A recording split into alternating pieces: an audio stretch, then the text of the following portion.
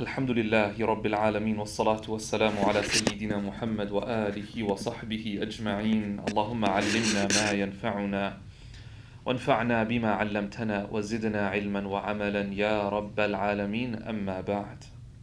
Welcome home everybody. I hope you guys are doing well. I hope today was pretty good weather. It was actually quite warm, almost deceivingly warm. Right? You leave home thinking it's going to be cold and it turns out to be quite warm. Alhamdulillah, alhamdulillah. This is the last week before the time change. So next week, inshallah, the times will come earlier. Our timing will continue with our programming. But just keep an eye out for that on Sunday. We are nearing the end of our study of the book by Sheikh Mikaeel Smith called When Hearing Becomes Listening. We've been going through this for a while now. This is session 17. So we have about 2 or 3 more sessions and then we should be done, inshallah. And we've reached a section where the author now is going to make a real direct connection of everything he's been talking about up until now with the work of a great scholar of the past, Ibn al-Qayyim, al-Imam Ibn al-Qayyim al-Jawziyya, rahimahullah ta'ala. Up until now, Sheikh Mikaeel's been talking about how and why people end up listening really well or maybe not listening so well. He talked about noise, the noise that can interfere with our ability to understand the message that someone's trying to convey to us. And the inner noise especially. We talked a lot about inner noise. Because outer noise would be, physical noise in the room, but also potentially the individual not being clear in what they're saying. But inner noise really is something that we have a lot of work to do, and it's within our control. And so we spent quite a bit of time talking about the noise of within, but then we spoke a little bit about detoxing from that noise. And so now the Imam turns to speaking about the levels of listening according to Al-Imam Ibn al-Qayyim al-Jawziyya rahimahullah ta'ala. He says that there are 3 levels of listening. Each level is deeper than the previous level. The first is called Sama'u Idrak. It is hearing with the ears only, where you perceive what was said. You know that someone uttered a bunch of words to you. Beyond that, a deeper level is sama'u fahm. It is now where you listen and you hear for understanding. So you're actively listening to try to understand. And finally, sama'u ijabah, which is where you're listening to now respond. And so there's different levels here. The first level, Imam Ibn al-Qayyim, he says, or rather Sheikh Mikaeel, he says, this is the shallowest of all, in which a person receives the sounds of the speech, but doesn't allow their intellect to grasp the deeper meaning of what's being said. This happens with people that we don't really maybe value so much. We talked about this, the idea that when you value someone, you do pay more attention to them. You hang on to their every word because they're important in your estimation. What they have to say is very important. He's saying here, though, that sometimes we only hear the sounds of the speech. An example of this is when we're on our phones and someone says something and then we finish, we go, sorry, you said something? Right? We heard some words, some sound. We had no idea what they said, though. Someone said something to us. Y'all have had that happen to you? Right? And you're trying to just finish up sending that message or just sending that email, whatever. And so you just ignore it for a bit and you come back. Or maybe you've spoken to somebody and maybe you thought they were listening. They were like, yeah. And then you said, so what do you think? And then they're like, oh no, sorry, what did you say, right? Because they had you just believing that they were listening, but once you posed a question to them, and they had to now formulate an answer, they had to respond, they weren't at that level. They were just hearing words. Sometimes we do that with kids, right? A child will come up to us and they'll say, guess what? And they'll tell us something like, yeah, and we have no idea what they said, right? And it's terrible when they come back later on and remind you and you say, you never told me that. He said, no, I did. I told you this. Was that too specific? Where all of you are looking at me like, Shaykh, it looks like it's tough. It looks like it's tough for you. It is hard. It's hard. Children really challenge you in this regard, especially when they talk a lot, right? It challenges you because you have to really be selfless in that instance, where you have to put aside your own fatigue and your own desire to just unwind and be able to really focus. And so parenting shapes you so much in this regard by teaching you to listen. And sometimes we don't. We're not shaped by this. We don't allow ourselves to be transformed, and we don't make an effort to be transformed, and it does affect the children.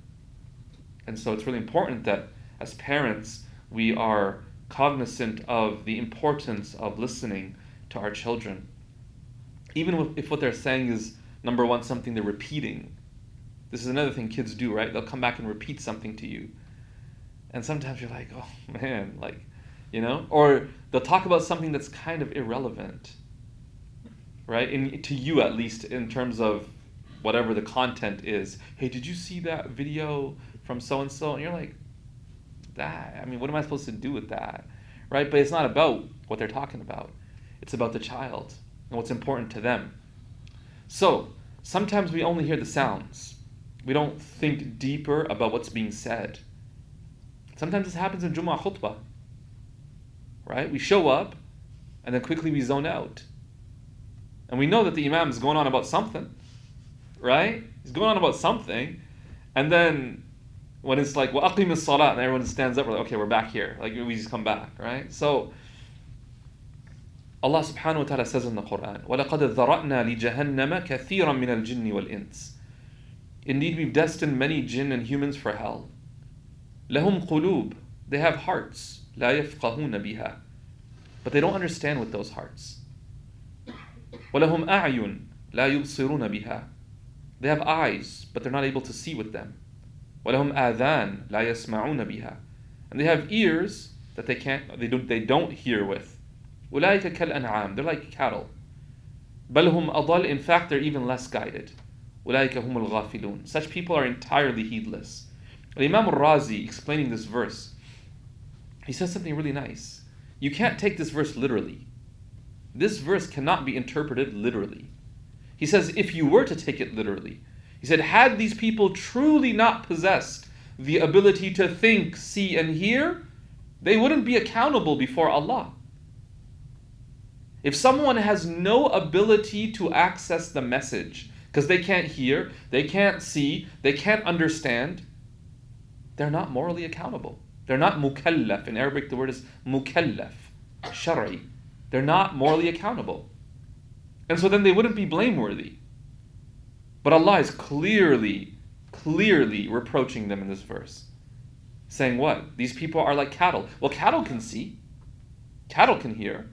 What's the analysis, or not analysis rather, what's the comparison being made here? The comparison is in possessing faculties that are not being used for their ultimate purpose. So he says, this means instead that these people, in spite of having these great blessings, they failed to use them as they should have. And they failed to develop them and perfect them. Meaning Allah has given us eyes, and we see the world, but we don't see the world for what it is. We have eyes, but it's learning to use your eyes to see goodness, for example. To see the signs of God. People have eyes and they study the signs of God, and they don't see what the signs are pointing to. And so the question becomes, what's the value of the eye if it doesn't ultimately lead you to your ultimate purpose? What's the value of ears if you're not able to hear goodness? and be guided through that to God. What's the value? If Allah, it's one thing that if you don't have it and you're not able to accomplish the purpose. It's worse actually when Allah gives us something and despite Him giving us, we're not able to accomplish the purpose. Because then we have no excuse. Right? Someone who could not access the signs of God might say, "Ya Allah, I didn't know. I couldn't know. I didn't have the means." Allah is saying, "I gave you all the means." Right? So people will have eyes and they will not see goodness. They'll just see the flaws in people. It's perspective. It's perspective. How is it that two people both have eyes and one person looks at the world as a place that's just full of terrible, dangerous, cruel people, and another person sees beauty and sees the human condition and sees compassion? How is it that two people have drastically different perspectives? They both have eyes. They both have eyes. But the way they're using them are different. This is something to think about. Do I use my eyes to see goodness in other people, in the world? And you have to sometimes make an effort to do that. Sometimes you have to make an effort because it's not so obvious. And what usually can mislead us is our inner pain. The pain from within and the biases from within. Isn't that how we might have eyes but we can't see someone as a human being? No?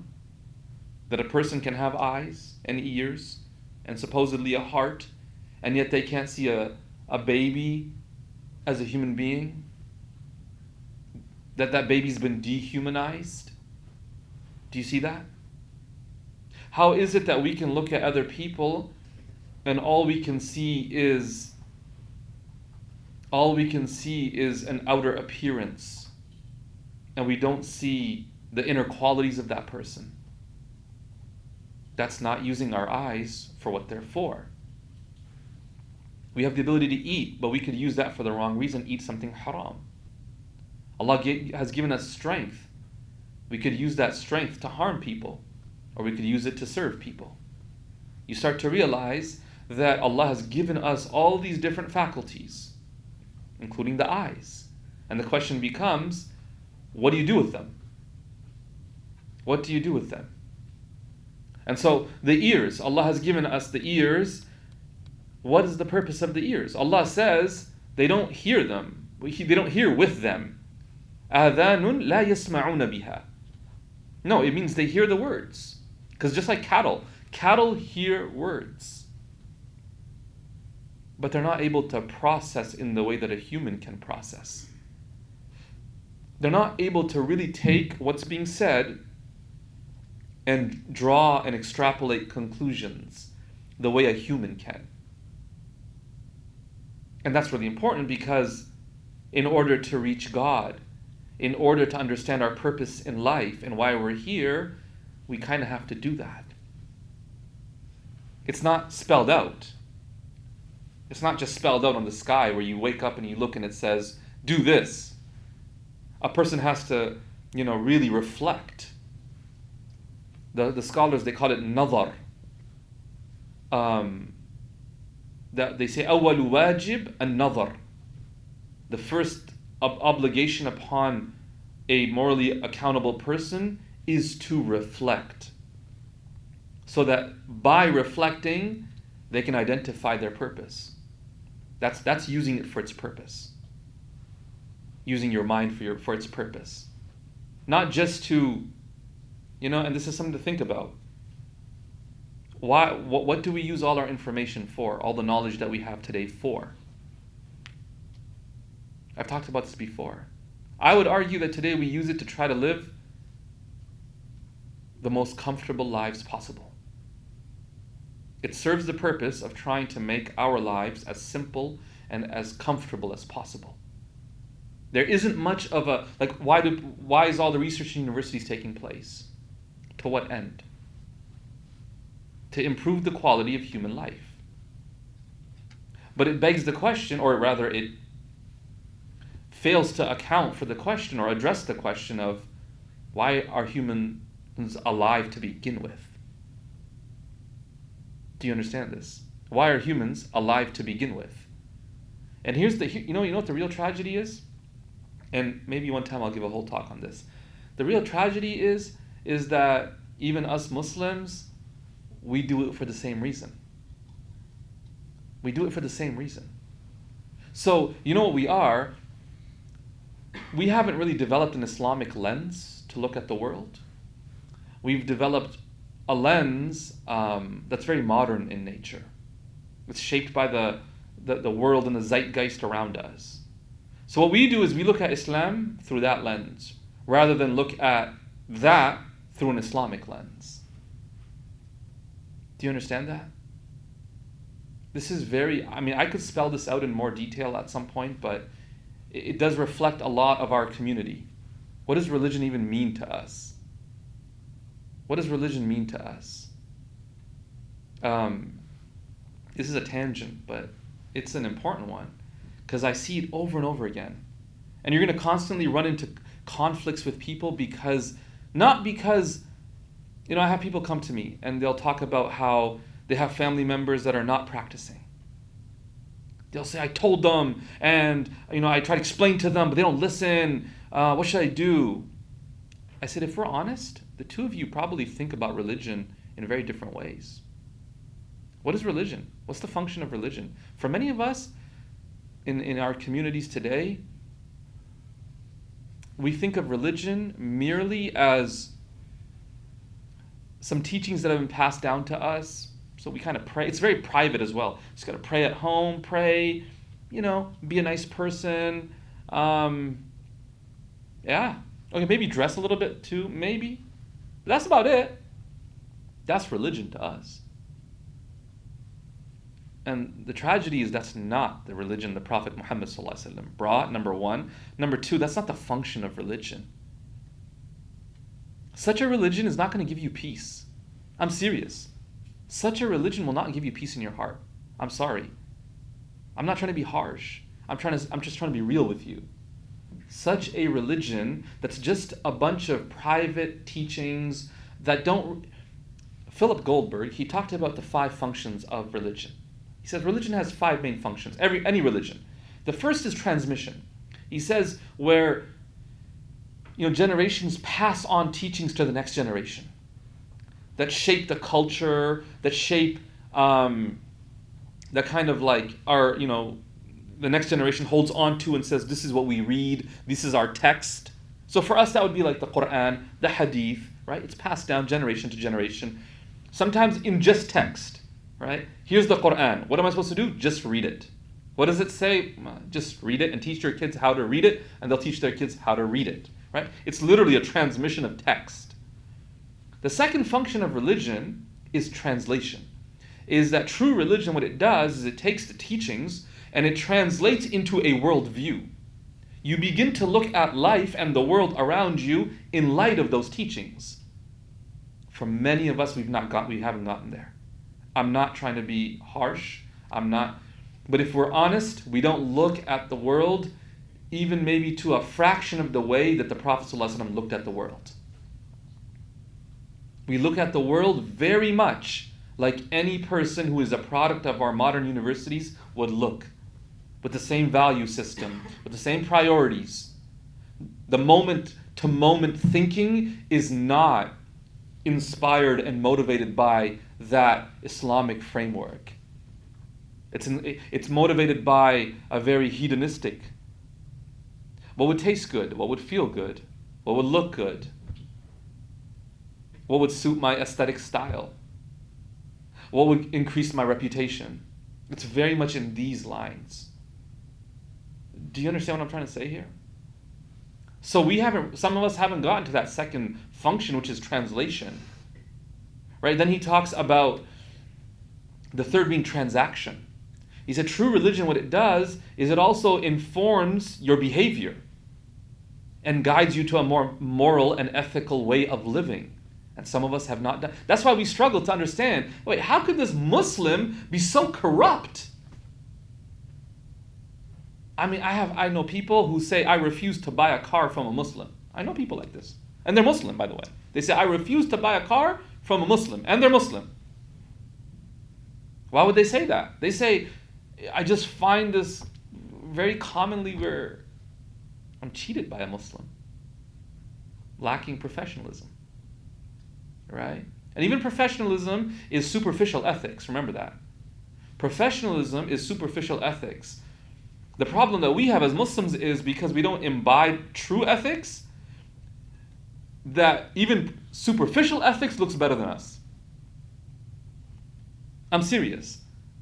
Even superficial ethics will look better than almost a complete lack of ethic.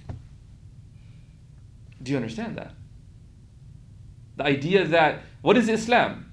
Islam is for me to pray Fajr and then go to work and deceive and lie to people. Why? Because religion's in the masjid. It's just transmitted a few things. Does it translate my behavior and my ethics? No. That's the third function of religion, transaction. These are all three really basic level functions of religion. Then we start getting to higher level stuff. Transformations, number 4.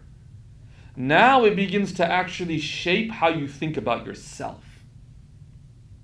Not just shape how you look at the world, not just shape your moral compass, but your ultimate like purpose in life. That I begin to take everything that I do, direct it to one purpose. I live for something really, really important. My life has significance. And the 5th function, he says, is transcendence. It's that you no longer wallow in the miseries of daily material life, but you're able to rise above and seek a greater being, a connection to a greater being. You're able to recognize that there's more to this life than just this life. And you seek something otherworldly. People look for spiritual experiences. That physically the world may not be great, but inwardly the person has connected to a higher being, and as a result, they are, isn't that what many religions do? Islam has every one of these aspects. But for some of us, we've been stuck on the first or the second. And as a result, our Islam, we wonder why is it not, solving the problems in the world? Right? It's like a doctor saying, hey, take 2 tablespoons, and the person just kind of sips it. Yeah, okay, that's good enough for me. Why am I not getting better? It's like, are you following the prescriptions? Like you're not even, that's not considered taking medicine. Why is my life not better? I'm Muslim and I'm suffering. Are you really? Have you reached a level? I'm Muslim and people around me are like this and the world is like this. What does Islam mean to you? Is it just I have a Quran and I have it on the top shelf for barakah and blessing? Do you understand? Allah has given us these faculties for a reason. And our goal is to take these faculties and have them serve their purpose, including our ears and what we listen to. What do you use think about it, from the morning till the evening, just today. What did you use your ears for? Like, what was the function? To what end? Did you use them so that I can get closer to God? Did you make a decision every time you listen to something based on that? So everything you were about to listen to, you said, is this going to bring me closer to God? Yes? Okay, I'll listen. No? Forget it. How did I use my eyes? You see, so there's a lot more though. Because we live in very interesting times. Unprecedented times. Truly. I don't say that as a hyperbole. Truly. Maybe another time I'll speak more about this idea of the functions of religion and how we live in a time not of tawheed, but tawheed means that it's, unify, to unify. That in a world of multiplicity, we see it in light of the one. Everything goes back to God. Everything. No matter what it is, it goes back to God. But we live in a world not of tawheed. We live in a very fragmented world. Because our society, our world has been disconnected from God. And so we live in a world of takthir, of a multiplicity. And it seems everyone's kind of in their own little silo doing their own thing. That's why people in university, our education system is not one of tawheed. It's not one that unifies your understanding. People in PhD programs, sometimes they're miserable. They are miserable. You ever seen someone doing research in a PhD program? Miserable. Some of them love it, but like many of them, just miserable. Why? And it's not even like their quality of living has gone up in terms of understanding the world and making sense of life. It's really because they just know a substrand of a strand of a branch of a field, and they can't even have a conversation with someone in just a strand over. And even within their strand, it's not even the strand itself. It's, in the summer seasons, how that strand manifests kind of thing. That's what we've become, fragmented in our education. So we don't really know how this particular issue relates to any universal truths. And we're all a product of that, by the way. But yet we are proud of our education. People, scholars from 300, 400 years ago would come today and think that we are ignoramuses for our failure or inability to truly understand life and think about life. Why do we have such a system that's fragmented? Why? Because the purpose of education today is not enlightenment or transcendence. It's not to try to understand. It's to serve a larger body of knowledge that we're all just contributing our little thesis or dissertation to, so that we die and the body of knowledge continues to grow. That's what it's for. So the person after me can come and build on that, right? That's why you have literature review. Let me build on all the people before me. That's the whole idea. Do I truly understand things, though? You don't have time for that. We don't have time for that. So we just pick our courses and that's all we take. That's our education. But we consider ourselves educated. We're schooled, for sure. We're schooled. Educated? That's a different question. Right? That's a different question. Our parents are obviously proud of us, and mera beta and meri beti, right? That's what they'll talk about, like my daughter and my son, what they've done. But we know the truth about whether or not we can even just at a basic level explain why I'm alive. How should I live my life? Do I understand myself? Can I make sense of what's going on within me? Can I hold a marriage together? Can we do that? Huh? Can we do that? Can we hold a marriage together maybe? When divorce rates are the highest they are? I'm not trying to rant, guys. I'm just trying to say that we're deluded. We're deluded. I'm serious. We are deluded if we really believe that we are, truly Muslim at our core. If we're deluded if we think that, the way that we think about the world and look at the world is truly Islamic. We've sprinkled some Islam upon it, but we haven't allowed it to shape and transform the way we think. And I emphasize this because until we do that, we technically are not in any position to say, well, why is my life like this? And I'm Muslim and this is how I'm being treated by God. And I'm sorry. Do you get what I'm saying? Does anyone disagree? Please feel free if you want to push back on something I said. Does it make sense? Do you get what I'm saying here? Like, subhanallah, we cannot be under this impression that all is well in the world. All is not well. Because we have disconnected ourselves from the ultimate source of being to begin with. Yeah. So then how do you create that Islamic viewpoint? Like, that's the first level. Yeah. How do you even get to that level? Well, it starts with deconstruction. It's recognizing that you're in the cave of shadows.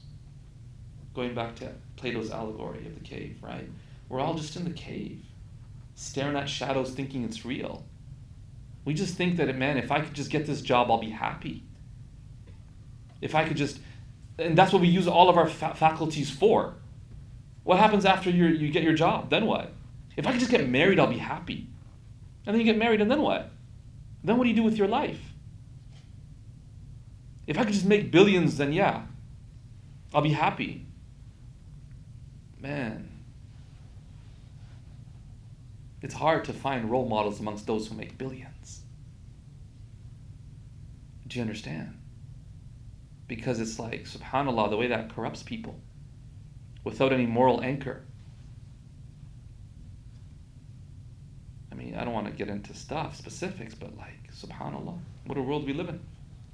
Of those who have, let's not get into specifics, but they're really not worth talking about except for the purpose of deconstruction. Just think about,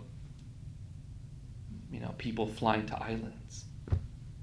And these are leaders of the world, some of them, in some capacity. And they travel to this island. Really? We're talking about some of the biggest celebrities that people look up to and follow and admire, and they're being invited to parties. Really? What were you doing at that party? Right? It's the world we live in. So, are we deceived? What are we chasing? What are we using all our faculties and energy for? Are we all products of a system that's just pushing us in a certain direction?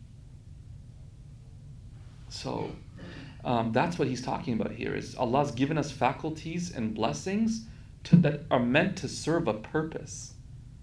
And if we can't wake up to this is common language amongst scholars of the past, was this idea of waking up. The idea that we're all just sleeping. Spiritually, we're all just sleeping. It's like we need a spiritual awakening. And until we don't wake up, we're going to continue to misuse our faculties for very shallow purposes. Right? Very shallow purposes. Okay. Ibn al-Qayyim, he says that the second level is to listen to understand. And he describes the primary qualities that stop a person from reaching the second level. Number one is inattentiveness, heedlessness. And number two is avoidance. He then goes on to say, in contrast to the normative healthy attachment style, insecure children either feel unworthy of being loved or doubt the sincerity of the one showing them love. They've not learned to expect intimacy from their caregivers, so they protect themselves from the pain of separation or rejection by avoiding connection altogether. Essentially what he does here is he asks the question, why is it that sometimes we become a little inattentive or avoidant, or both, when it comes to conversations? We can't have really important conversations. We struggle. Like, I can't come and sit down and just talk about something that's really bugging me. I don't know how to talk about it. Or something I really want, I can't communicate it. Or someone wants to tell me something and I can't hear it. Someone wants to give me feedback and I just can't bear to hear it. He says, well, one of the reasons that we develop this type of inattentiveness and avoidance is because we don't feel safe around other people. We don't feel safe around other people. He talks about insecure children who have attachment styles that we've spoken about in the past, anxious or avoidant or different types that are not secure. They feel unworthy of being loved. So they don't think that they're important enough to share. Because, my problems are not important because I'm not important. My struggles are irrelevant because I actually am not really worthy of sharing them with you. You have far more important things to do with your life. Or we doubt the sincerity of the one showing them love because we've been betrayed in the past. So now anyone we come across, we're like, well, maybe they're also deceiving me, like the 3-4 people before who I thought were sincere that ended up betraying me.